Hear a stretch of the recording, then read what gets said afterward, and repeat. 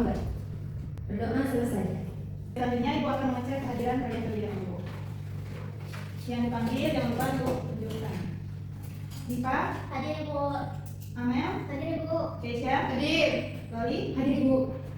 alhamdulillah ada semua ya. Jadi karena kita belajar hari ini itu salah satu untuk mempersiapkan masa depan kita ke depannya itu untuk lebih baik lagi.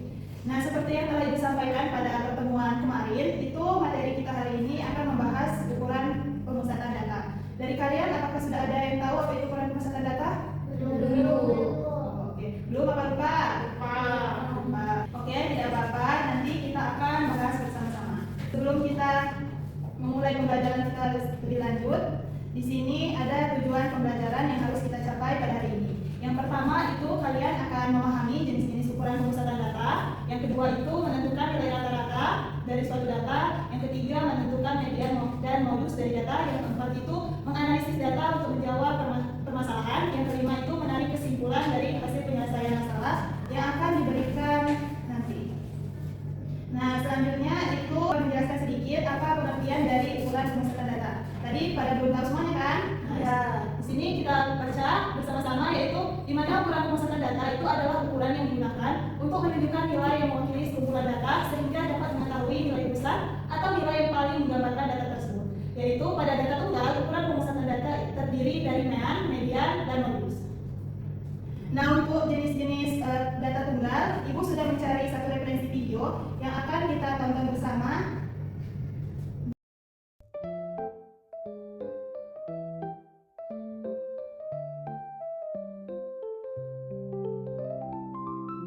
Nah, dari video pembelajaran yang sudah kita tonton, mungkin dari kalian apa yang bisa kalian tangkap?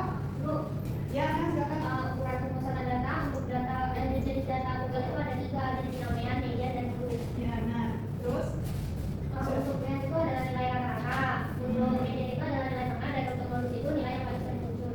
Oke, benar ya. Ini juga di dalam video pembelajaran ini juga kita tahu di mana untuk mencari mean itu sama dengan jumlah seluruh data dibagi dengan banyaknya data. Oke, selanjutnya itu kita akan diskusi di mana di sini Ibu sudah membuat LKPD. Sebelum kalian mengerjakan LKPD-nya, di sini Ibu akan jelaskan terlebih dahulu isi-isinya apa saja yang akan kalian lakukan. Nah, di sini bagian LKPD ini jangan lupa kalian tulis kelompok berapa, nanti kelompok berapa, nah hari tanggal hari ini, terus kelas, dan ingat alokasi waktunya. Nah, di sini juga sudah yang belajar kita tahu tadi. Terus di sini ada juga petunjuk pengerjaannya. Boleh kalian baca masing-masing nanti. Nah, di sini Ibu membuat dua kegiatan, di mana kegiatan 1 itu terdapat 4 soal, begitupun dengan kegiatan 2 itu terdapat memiliki 4 soal. Nah, yang terakhir itu kalian akan menyimpulkan pembelajaran hari ini. Untuk pembagian kelompoknya di sini mau Ibu bagi atau kalian bagi sendiri? Bagi sendiri Ibu. Oke, di sini Keisha mau sama siapa? Diva. Oke, Diva. Berarti Loli sama Ana. Iya, Ibu. Nah, untuk pengerjaannya, jika kalian ada yang masih belum paham ataupun belum mengerti, boleh langsung nanti tanyakan pada Ibu. Dan ingat untuk pengerjaannya itu dalam waktu 40 menit. Ibu. Boleh silakan langsung berdiskusi. Kelompok 1 ada yang nggak paham?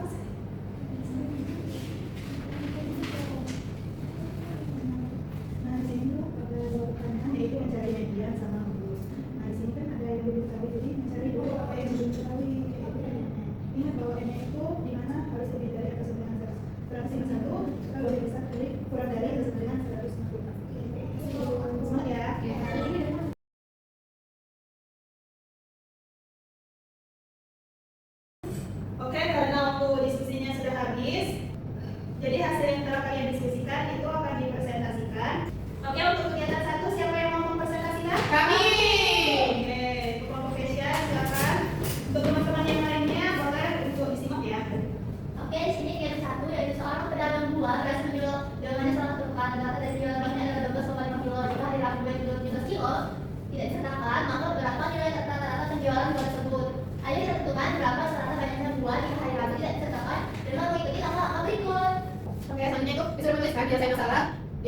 cara sendiri, kemudian dijadikan dengan kelas ya. Jadi jumlah seluruh 17 selama 7 hari itu kita harusnya mencari rata-rata atau mean, di mana jumlah data itu bagi banyak data. Nah tadi kan meannya itu 12,5. Nah jumlah seluruh datanya itu kita ketahui. Jadi kalau kita bagi dengan 7 hari, maka jumlah seluruh datanya itu 12,5 dikali 7 dapatlah 87,5 kg. Nah karena penjualan hari Rabu itu 17 kilo, tidak oke. Jadi karena penjualan hari Rabu 17 kilo tidak sertakan, maka jumlah baru sama dengan 87,5 kali 17 didapatlah hasilnya itu 70,5 kg. Jadi rata-rata yang barunya itu 70,5 itu dibagi 6 hari, maka didapatlah 11,75 kg.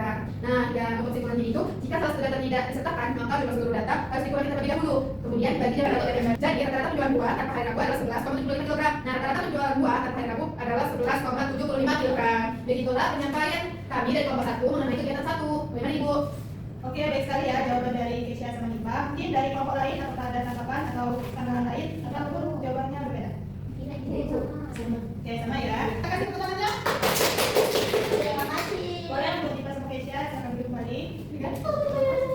Nah, jadi dari kegiatan 1 ini dapat kita simpulkan yaitu di mana jumlah rata-rata barunya yaitu hari Rabu yaitu 11,75 kg. Oke, untuk kegiatan 2 boleh yang belum maju? Kami Bu. Kami, Bu. Oke, lebih sama Mona. Jadi di kegiatan 2 ini jumlahnya siswa kelas 8C SMP Candika Pasaran pengukuran tinggi badan. Hasil pengukuran tinggi badan tersebut dapat dilihat pada tabel 3 berikut. Nah, di sini ada tinggi badan yang pertama itu 140, frekuensinya 3, yang kedua itu 145, frekuensinya itu P, dan yang ketiga itu 150, frekuensinya 4, dan yang keempat itu ada N, di mana petunjuknya itu N kurang dari N lebih dari 151 dan kurang dari 164 sampai seterusnya. Nah, di sini soalnya tentukan berapa mean dan modus dari permasalahan di atas dengan mengikuti laporan berikut ini. Nah, di sini informasi apa saja yang kami dapatkan yaitu yang diketahui jumlah seluruh data. Informasi apa saja yang kami dapatkan itu seperti yang saya sebutkan tadi. Strategi yang kami gunakan untuk menyelesaikan permasalahan di atas ini adalah menentukan nilai P terlebih dahulu dengan menggunakan jumlah seluruh siswa, kemudian mencari median dan modus berdasarkan frekuensi data. Selanjutnya akan dijelaskan oleh Toli. Nah, kemudian itu menentukan median. Nah, jumlah seluruh data itu ada 30, median pada data ke 15 dan 16. Jadi frekuensi kumulatifnya itu 140 sampai dengan 3, 145 itu 10, kemudian 150 itu 14. Data 15 dan data 16 berada pada kelompok tinggi badan N karena N itu berada di antara 151 sampai 164. Maka mediannya itu N cm. Nah, kemudian selanjutnya itu periksa bagi kerjasama yang nomor terkait masalah di atas. Dari permasalahan yang sudah kami lakukan, apa yang dapat kami simpulkan itu adalah modus adalah data yang paling sering muncul. Pada data tersebut modusnya adalah 145 cm karena memiliki frekuensi besar yaitu 7. Dari kelompok lain apakah ada tanggapan atau jawabannya berbeda? Tidak ada Bu. Oke, sama ya. Jadi kalian sudah mengerti untuk menyelesaikan kegiatan 1 sama kegiatan 2. Boleh kita kasih apresiasi untuk Loli sama Mel. Oke, untuk Loli sama Mel silakan duduk kembali. Nah, dari kegiatan 2 ini, nah ya, yang apa yang sudah dikerjakan oleh Amel sama Loli. Jadi dapat kita simpulkan bahwa dari kegiatan 2 itu didapatlah modusnya yaitu 145 dan mediannya tadi N, yaitu di mana rentannya itu N itu lebih dari atau sama dengan 151 dan kurang dari atau sama dengan 164. Nah, waktu pembelajaran kita hari ini juga mau hampir habis. Di sini kalian ada yang bisa menyimpulkan apa yang kalian dapatkan dari pembelajaran kita hari ini? Boleh tunjuk tangan? Ya, Mel? Misalkan suatu data itu memiliki nilai sangat tinggi dan sangat rendah, ukuran pemusatan data yang lebih tepat digunakan menurut saya itu hanya karena median itu tidak terlalu dipengaruhi oleh nilai ekstrim, misalnya itu nilai sangat tinggi dan nilai sangat rendah. Oke, untuk kesimpulan kedua, siapa yang mau menyimpulkan? Ibu. Ya, Nah, jadi dari seluruh kegiatan yang telah kami lakukan itu, median, modus, dan diagram, manfaat mempelajari statistika dalam kehidupan sehari-hari itu adalah kami dapatkan itu cara mengolah data, kemudian menentukan rata-rata, membuat kesimpulan, dan mengambil keputusan juga Ibu. Oke, benar ya. Di sini dapat kita simpulkan bahwa pembelajaran hari ini yaitu di mana ternyata median modus atau data tunggal yang kita pelajari hari ini itu sangat dekat sekali dengan kehidupan sehari-hari. Contohnya itu pada yang berhubungan dengan data-data, seperti kita bisa menarik kesimpulan dan mengolah data. Baik, untuk materi selanjutnya yang akan kita bahas pada minggu depan nanti, jangan lupa kalian pelajari ukuran penyebaran data. Karena waktunya juga sudah habis, Ibu tutup.